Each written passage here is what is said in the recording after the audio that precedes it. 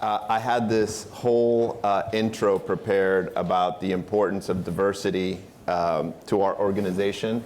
But as I was sitting there listening to Patty, who is my mentor, I decided to tell a Patty war story instead, and she's horrified in the back, but I think that will, the theme of our panel is the importance of diversity in creating a more dynamic organization.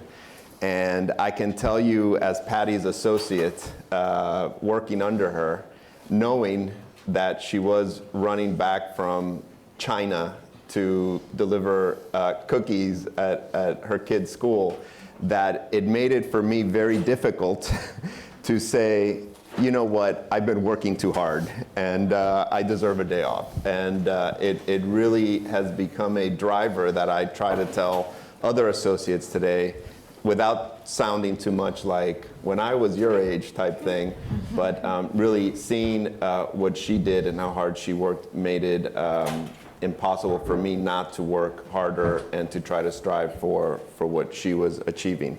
So that's, I think, a good intro and a good story. I knew she was scared because I have a lot of other stories to tell about Patty as well. But thank you to our panel today. And really, I guess we'll just start. What other examples, I try to give a small one, but what other examples have you seen of positive results from diversity at your organizations? I'll go ahead and start. I'm predominantly in a male-orientated industry, the logistics, and been with the company to be 35 years in April. And when I started, very similar to Susan, there were no women. So you kind of found yourself through the process. But let me give you some real live examples. I've taken this job 6 years, running the P&L, everything but the United States, so Canada and everything south. Over the last 6 years, not only women, but we serve 220 international countries, and I think the makeup of your staff should look like how you serve. So I have a French gentleman, I have a Spaniard, I have a German, I have 2 Canadians, I have 3 women, and we've improved our P&L over 15% in the last 3 years. That's live numbers. How does it happen? You get different thoughts brought to the table. You get different thoughts on how the consumer behaves in the market, and that's very important. And most of the consumers that make the decisions, no matter where you are in the world, are females. So it's very important to have females at the table that understand the thought process. So, obviously, one of the recommendations I'd give to the folks in this room, I know Susan talked about being on a board and knowing someone. I will give one other word of advice. Try to get yourself in a position to run a P&L, because they look at a strong financial acumen. So get yourself in that situation, and it really matters of how you navigate through your career. That's great. I think similarly. So at Citi, we're an incredibly diverse firm. It is the United Nations. Right. We've been in, 100 countries, for many of them for a century. So we've got diversity of different nationalities and people sort of naturally attracted to the firm for the mobility and from that. But we haven't had as much gender diversity for such a long period of time. And I think we're now getting more to a critical mass. And I think it's the point Susan and Patty were making earlier. 1 or 2 women is lonely. Yeah.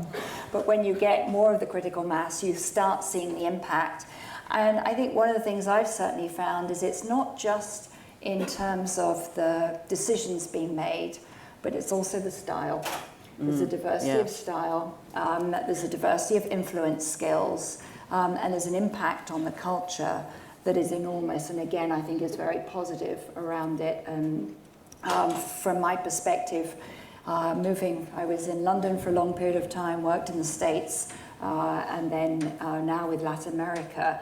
I think one of the most important pieces we're working on isn't so much the decision making, but actually is the diversity of the style and influencing the culture because that is one of the areas we think is critical for how we compete. Yeah, And yeah, it ties absolutely. into that linkage to clients.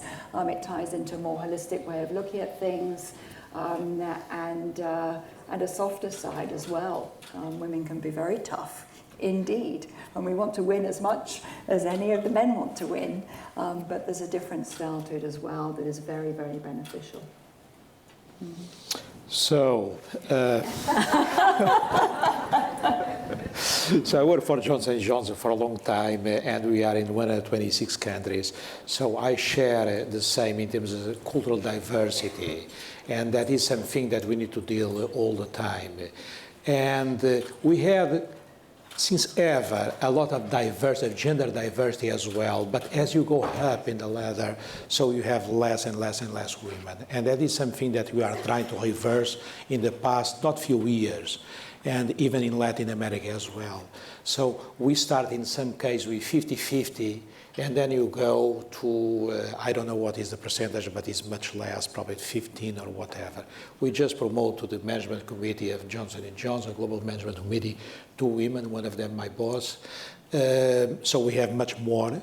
And one of the things that I felt, and I had worked in my career in these past 35 years in different countries, and I work with Middle East, for instance, and it's very, very different when you work in countries in the Middle East or when you work in Latin America. Right. And even each of the countries of Latin America, it is different as well. So, but one of the things that I believe is that when you have a more diverse team, and when you look at one of the things is male-female in terms of diversity, the first thing that you think about, it's not only, but is that we have much more balanced decisions, discussions. And I had worked with teams only of men, and once in my life I worked with a team just with women, okay? And I can tell you that none of this is good. Right, Okay? totally agree. It was Totally, good, okay? yes. So having a mix, it really brings the discussion, the balance. conversation to a total different level and much better decisions for a company. And I tell you, when you talk about Latin America, I have countries that we have 60% of women, that is the case of Colombia, and we have countries like Argentina that we have 25%, okay, last statistics that we have. And we are trying to improve that. But it's a lot of the cultural of each of these societies, of these countries, and then sometimes the willingness as well. The new generations are better probably than the older generations. So that's the thing. But I think that a diverse team is great. Because we're in Miami and because I think all of you mentioned that you work across cultures and across the globe, I think one of the biggest challenges to diversity is that maybe what we value here is not yet valued in other countries that we work with. So how do you address that? And sort of a follow-up to that is that what we've seen as service providers is that the driver is coming from clients who tell us diversity is a very important part of how we select outside vendors.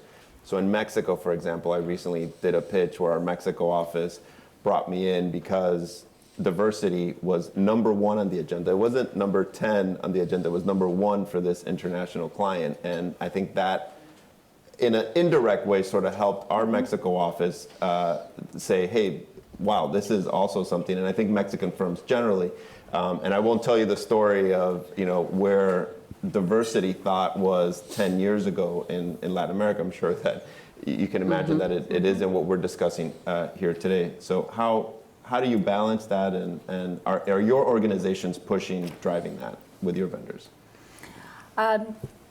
Look, we're in a growth-constrained world, and in the emerging markets, particularly with some of the shift into the America First and more of a relocalization model for globalization, there's really going to be 2 imperatives in Latin America. And one of them is tackling corruption, which is a huge leakage on the economies. And the second is going to be getting more women and harnessing the power of women in the economies, because it is a massively underutilized resource.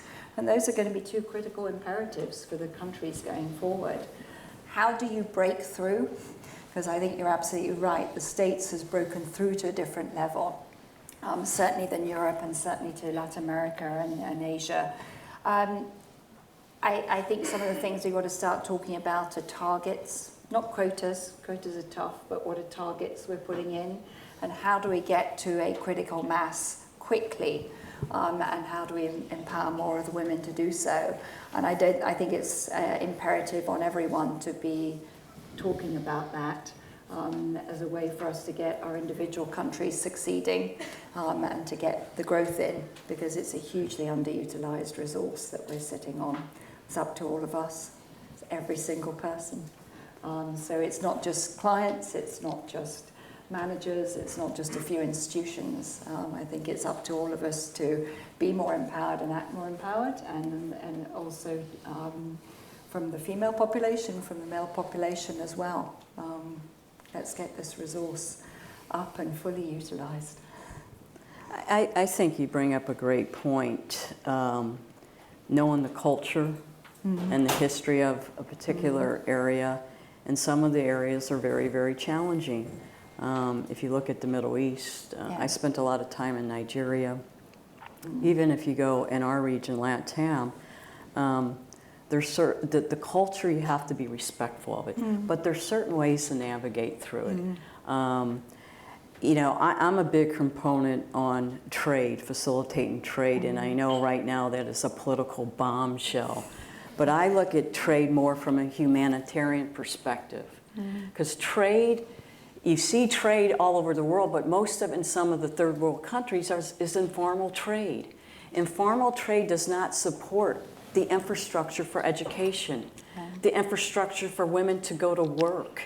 And I'll tell you a quick story. In 2014, there was 297 young schoolgirls abducted in Chibok, Nigeria. I started playing the lottery because I wanted to go and hire 500 people to go find those girls. And I'm fully convinced if Chibok was part of the global economy, informal trade, those girls would still be in school. So I advocate the goodness of trade for humanitarian, and humanitarian often touches children and women. So there's ways to navigate around the culture. You just have to find your way in your particular organization, or whether you're with a nonprofit, there's ways around it.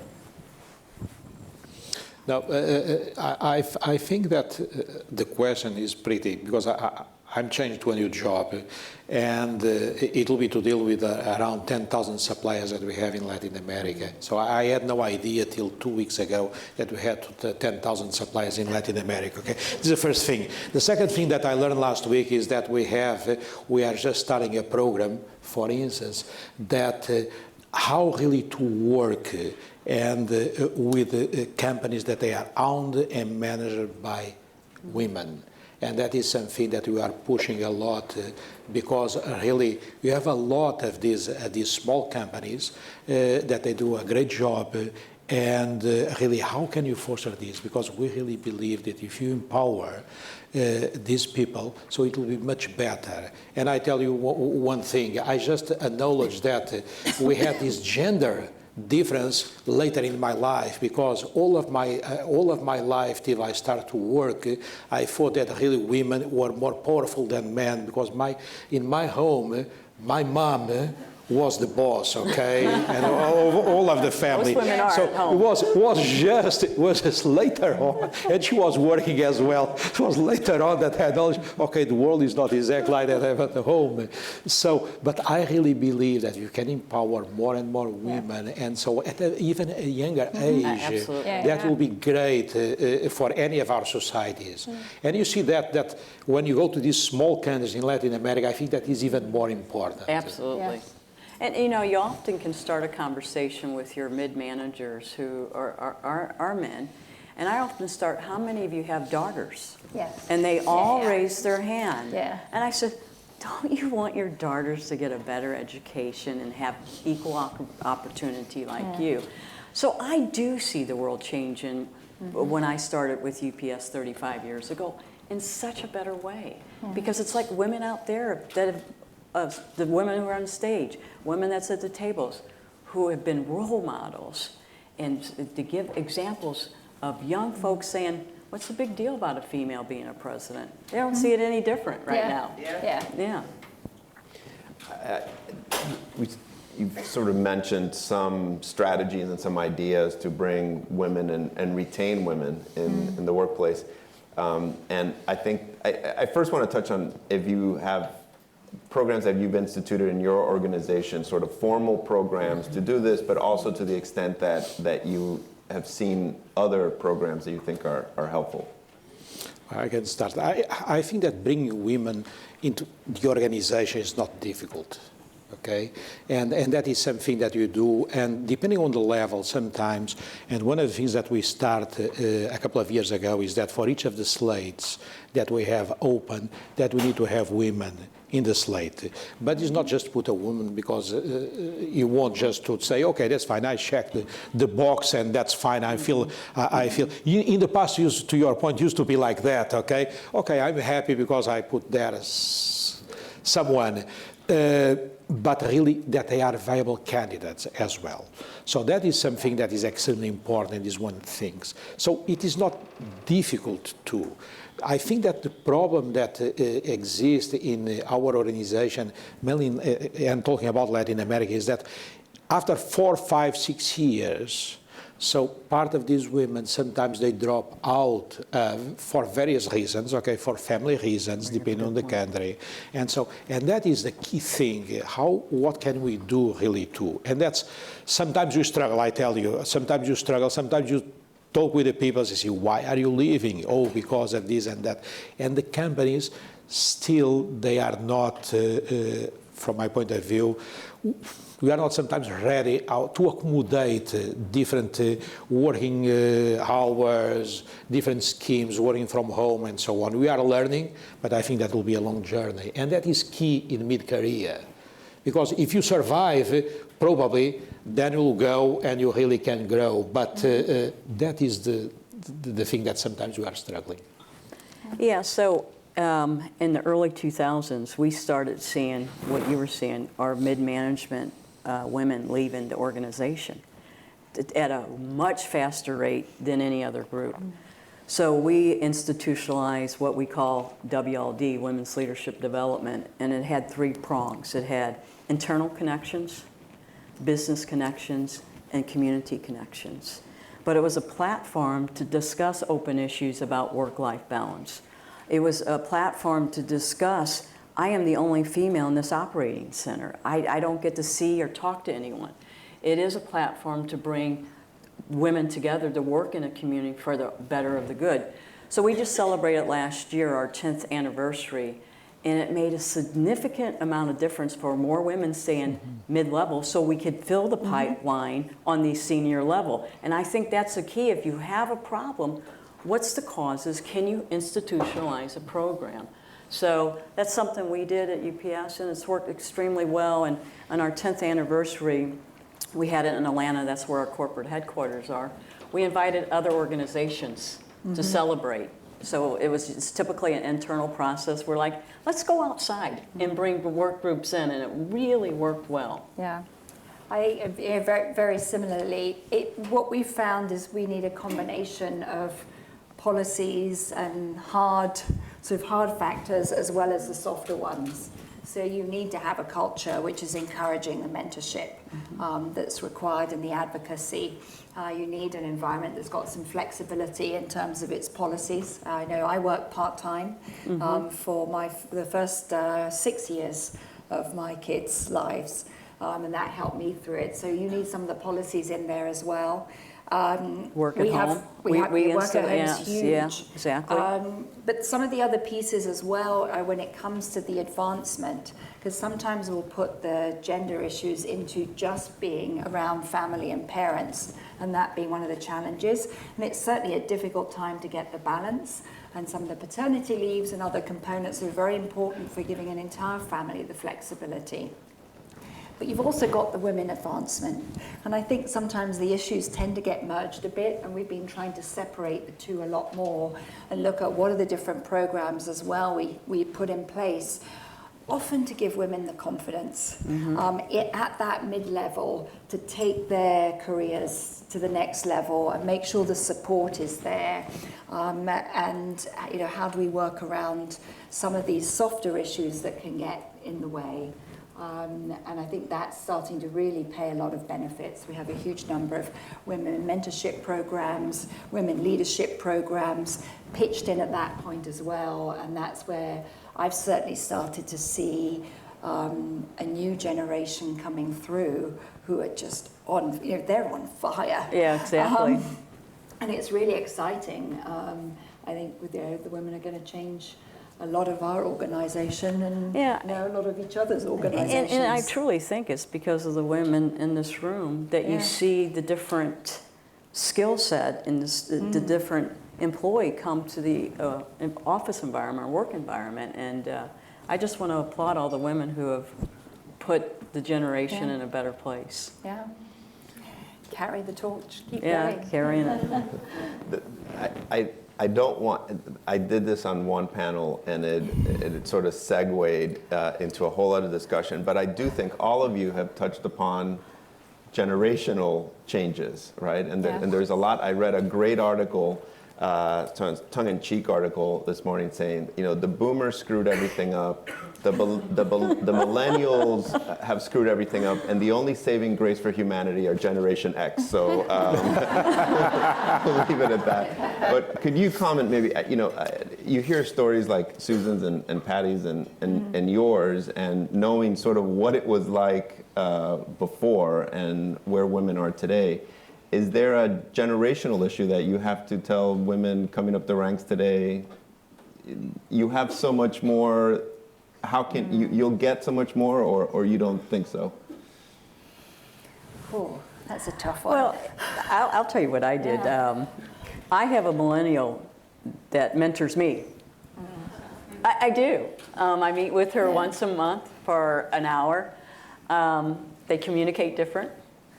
Real different, but it's all good, and I learned so much from them.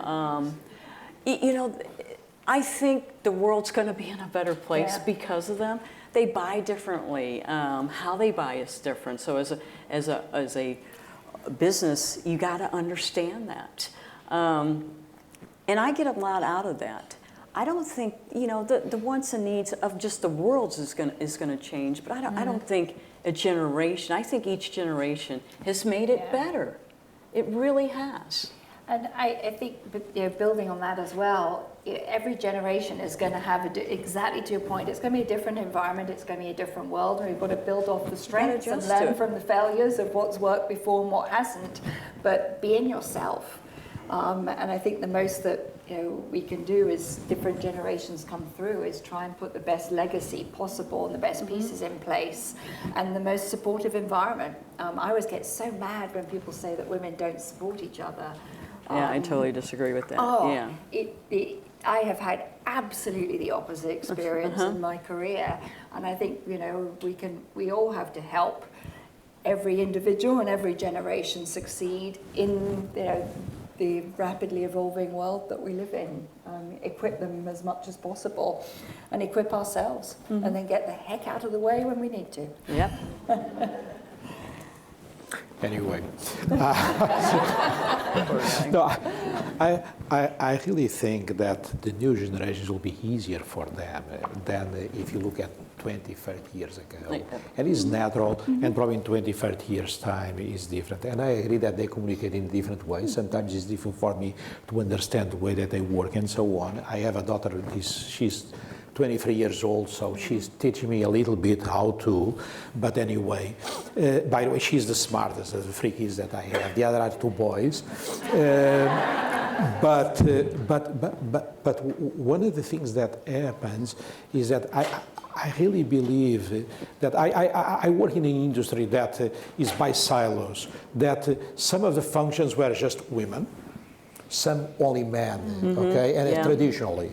And so very senior women in some of these functions, quality, regulatory affairs, everything that you need attention to detail, so was women-based, okay? This is the way that the pharma industry and medical device used to work 20, 30 years ago, and even today in some way. And in management was mainly male-dominated. And today, this is changing a lot. And so I tell you that is very good. But I believe that in terms of the management, that in management side of the business, is changing rapidly, and for the new generation, it's much easier today than it was 20 years ago, 30 years ago when I started my career. I think you brought up a great subject about women in specialized functions. And I would just throw out a word of advice. If there's a function, whether it's finance, whether it's operations, challenge yourself to get into those disciplines. Because typically women are in human resources. Typically women are in marketing. The fields that women typically gravitate toward. I'm a big fan of STEM. So I just appointed a VP of Finance, the first VP of Finance in this region. And we've been a region for 30 years. Wow. So I think the disciplines of different functions challenge yourself. Yeah. And I remember when I moved from functional roles to P&L, and I remember having the conversation with the boss and saying, I want you to take a chance on me and move me into an operating role. And, 2 months later he did, and he wouldn't have thought of it if I hadn't. I remember being petrified, sitting down in front of him thinking, oh my God, how's it going to react? But it wouldn't have happened without asking. So also ask. Take a chance on me, put me in. I won't let you down. It's very hard to say no to someone saying that. Yeah, it is. Right? I won't let you down. You won't. Along the lines of what you all were saying about trying to define sort of historical or traditional women roles and how you can break out of that. I read an article where a university wanted to bring more women into computer science. So they started offering computer science in the language and arts school because computer programming is really another language, right? And it increased participation by women because it was an arts and sort of language arts type as opposed to going into sort of science school. So interesting. Let's talk a little bit about mentoring. The examples that have been given so far, I think the ones that really resonated were sort of informal ones, right? Sort of Patty showing what a great job she did to the firm's founder, and then him taking her under his wing, or Susan's experience with the bank president. Let's talk a little bit about that. Like, what is a good mentoring program for women? Talk about some of the formal ones, and I think more importantly, the informal mentorships that arise. The best advice I ever got was I was at McKinsey for a decade, and we were trying to build a mentoring program there. And the most help was actually the definition of a mentor and what the role is. And so they basically said it's the network of people who will provide you access to opportunities. It is the people that will give you the feedback that changes the game. The sort of girlfriend, you need to do this differently, or whatever the strengths you need to build on. So the real feedback, very rarely a boss will give that to you, often a peer. Or someone you've worked with. And the third one is the people who will take a chance on you. So it's very unusual that you will have a mentor do all three of them. And it's often not the traditional areas that you'll find some of that coming from. And it goes back to the point Susan and Patty talked about earlier as well, around this network of people, making sure you're cultivating a network for the pleasure of the relationships and the rewarding piece of it, but also that access to opportunities in particular. You never know where they're going to come from, and being proactive around it. And it's a two-way relationship. So that was the pieces I always found very helpful for then thinking about what do I want to give as a mentor, and what do I want to get as a mentoree, I found that was the most useful piece, much more so than any program. We have some formal programs in terms of mentorship, not for women, but in the company, for what we consider the high potential people, and so in the company. Sometimes they work, sometimes it doesn't work. And what I learned mentoring a lot of people in J&J is that you need to have some kind of chemistry in some way. Yeah. Sometimes it doesn't work at all. But what more than sometimes mentoring that is nice and so on, is that how really can you find a sponsor? And that's, for instance, what Susan told us, that she found a sponsor. And this is not a formal thing. And even if nowadays, we are starting a program, are starting to discuss in J&J a program of sponsoring. And so, and my point sometimes is that it's not natural from my point of view. Okay, I can be wrong, but because you need to have this chemistry, you need to believe in the person, you need to have something personal as well. You have some skin on the game, because you say, okay, that's fine. I want really that to promote this person. I did that probably 12 years ago. I appointed the first managing director of a medical device company in J&J in Latin America, and the people look at me, are you sure? Yes, I trust her. And that was my reputation as well on these days. And so for me, sponsoring in some ways more powerful than just mentoring. Yeah. I would agree with that, absolutely. And I think in your organization, mentorship, it works both ways. We have a formal process, and it's for men and women. Yeah. And you have mentors as men as well as women. And I think that's very important to be all-inclusive from a diversity perspective. But I think everyone in this room is a mentor, whether you're the best mom, you're the best aunt, the best employee. And I think women do an incredible job of being mentors. And I will tell you, don't be afraid to ask. I was at a very similar conference 4 years ago. It was an evening event. It was up in Fort Lauderdale, and I walk out, and this young lady said, do you have a minute to talk? I said, sure. Gives me her card, and she worked for Samtec. She goes, I'm struggling with my boss. Would you mind meeting me for coffee? Not at all. So I had several meetings. She got promoted. She left and now has her own business, does a fantastic job. But I gave her some critical advice. I go, Heather, you're a little too aggressive. I go, there's a different way about going to have this discussion with your boss. So that was just experience with me. I probably did the same thing at that point in my career, in my life. But it was so nice to say, there's a different way to do it. And I got a call about 4 months ago from an individual wanting to do a TEDx talk, and 16-year-old. So that was an interesting process.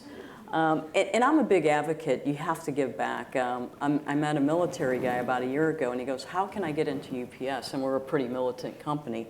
And gave him advice, met him for coffee. So my just piece of advice would be, if someone asks you to meet, take the 15 or 20 minutes time out, whether it's a 16-year-old, a military vet, a female struggling with her boss, whatever it may be. You have so much good advice and experience to share. And I always learn from it. Yeah. I learned so much by meeting these people. It's incredible. So I'd leave with you that with the informal mentorship. That's great advice. I love the idea of sponsoring as opposed to mentoring, because I think that creates not only am I providing, but I am also expecting back from my mentee or my sponsoree, and it's my reputation on the line as well. So anyone from Greenberg at the next meeting that we have, and I say, well, it's not mentoring, it's sponsoring, give me full credit for that. I think it was helpful when Patty and Susan were here to talk a little bit about your experiences with a mentor and how those experiences have really shaped your careers. I'll start. I had my mentor. I picked out a very young part, and he didn't even know he was my mentor. He's an African-American guy, John Jones. He's retired, so I can say his name. What I loved about him, he was always very approachable and always on the floor. And this is back in the day when I was in operations. But he was very approachable, and he was like 3 levels ahead of me. But I'd see him on the floor. I'd see him in our vehicles. And I'm like, God, that guy goes and touches the people, and he's accessible. And I'm like, that's how I want to be when I grow up. And it didn't even occur to me. He looked different than me. He was a different sex than me. I just loved his style. So that's really what helped me. And my advice is, you know, if you work for someone you're struggling with, learn what not to do. It's a very good one. it's not a good way to learn, but let me tell you, it sticks with you. So you learn what not to do. But when you work for a great boss, just take whatever club you can and utilize it, and your career will keep going on up. It's a good story because probably I used to have a boss that I really ate. Okay, this guy, I really ate. This guy was pretty bad, and that was. Then later on, you learn that it was very important in my development, because I learned one thing that from a negative way, that I'll to not treat the others, okay? Because it was, and this is now, I don't want never ever to treat people as he treats. And I used to hate him, okay? I could not be in the same room, and I almost left the company because of the guy, and then he left the company. And the thing is that, but nowadays I see, no, he was important in my development, okay? So that's a great story. But I believe that sometimes if you look around, you always have people that you always learn something. Just you need to have your mind open to whatever the people tells you at different levels in any company. Be a sponge. Do you want to go Q&A? Okay. I love the idea of when you find people that are really inspiring, and how do you build up a bit of a relationship with them? Because exactly as you say, if you're in a negative environment, you don't perform to your best, and it's great to make sure that that's on your don't do list. But you know, the mentors that just make you think differently about opportunities, and that just bring you to light, and also help give you the courage to be bolder or to leap into new opportunities and pieces. I'm completely with you. Go. If you've got someone who you look at, go, wow.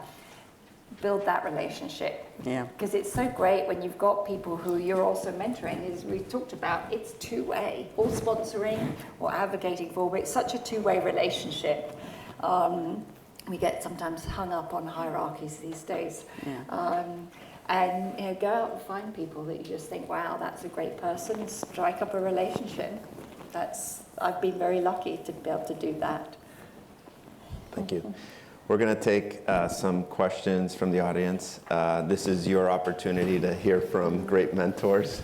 I'm talking to everyone that way, not for me. I think that there'll be mics around too, so if you could just wait to get the mics. So, questions? Here we go. Okay, right here. Hi, everyone. Thank you so much for your wisdom and your time. My name is Nadia. My question is actually, all three of you come from these super large organizations. I'm starting year 3 of my own business. How do you strike up a sponsorship, which is a term I've never heard of, or a mentorship when you're the only one in your company? Although I do have 2 part-time people now, so. I think that's a great question, but look where you are today. Yeah. Look at the audience you have, and if you network like Susan, Patty discussed, you will find that one person, and I guarantee you they will meet you for coffee, or just in the afternoon. If you're walking your dog or whatever you choose to do in your free time. But attending events like this, my God, look at your resources. So good luck with your business. Thank you. Good luck. Think of your clients, right? One of my biggest mentors has been a client. You have, there's an extraordinary. It could be a supplier. It could be a whole range. So don't constrain yourself to the company either. Yeah. But you've got a network around the company, let alone this room. Yeah. Great. Thank you. I not that much networking. I think that is important. I think we have one question right up here in the front. Oh. Okay. Hi, my name is Milka. I'm also an entrepreneur. I run my own business, women's leadership consulting business and coaching business. And first of all, I want to thank everyone, all of you, for such a refreshing, thoughtful, and very insightful conversation. And to just sit here and be privy to that has been an honor. What I wanted to ask about is something that I've come across a lot working as a coach with women. I call it the 3 C's, and it's confidence, courage, and collaboration. And some of you touched upon it a little bit, and it kind of reignited this thought in my head about, what has been, first of all, your experience and also your perspective when it comes to these 3 areas, and either as a leader yourself or other women you've worked with. Because of the 3, confidence, courage, and collaboration, the one I found that's the most challenging with some of my clients is courage. Yeah. And that's from from working with very young women to even much older women, where it's this idea of going out there to do something, trying new things, taking up new opportunities, and fear stopping and paralyzing a lot of people from doing things that they may really want to do, but then they're just scared and they're paralyzed. Yeah, I am never comfortable unless I'm feeling 120% prepared for something.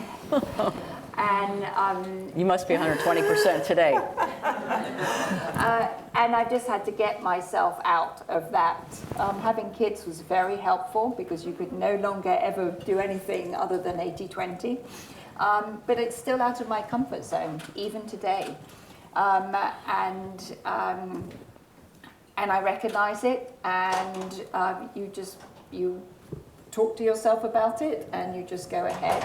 And I've jumped all sorts of crazy career jumps in my life at Citi, all over the place, and every single time I have the same conversation with myself, which is, turn it around and turn some of that lack of courage into the fact that I will go and find better people than me to join my team.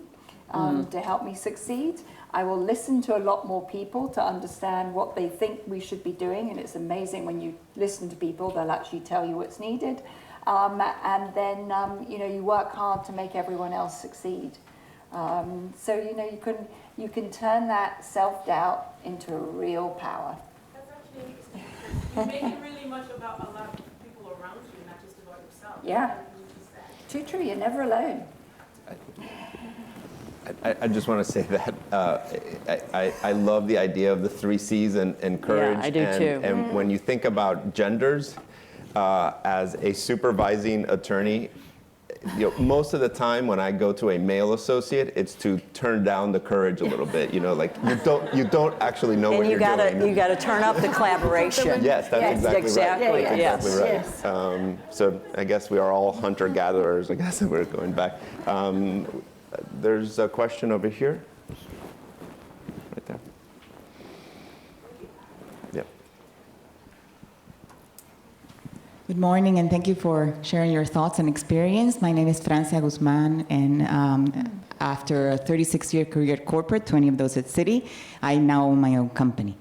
I found myself yesterday talking to a group of individuals, for the most part millennials, and one of them said, they're struggling with being thrown into leadership roles so early on. The baby boomers are retiring, and there's not enough of the Gen X's to take all those empty roles. So there's much more of the millennials are getting to those roles without having had the track that we had in our careers, right? And so she was struggling with the fact that they're not as well accepted because it's still a baby boomer world. And people don't give them the authority or the respect that they think they may deserve. So she was looking for advice. And I found myself puzzled with the fact of whether I should tell them what I did when I was 25, or maybe I should recommend something different because this is a completely different world. And I wanted to get your perspective on what you would have advised that person.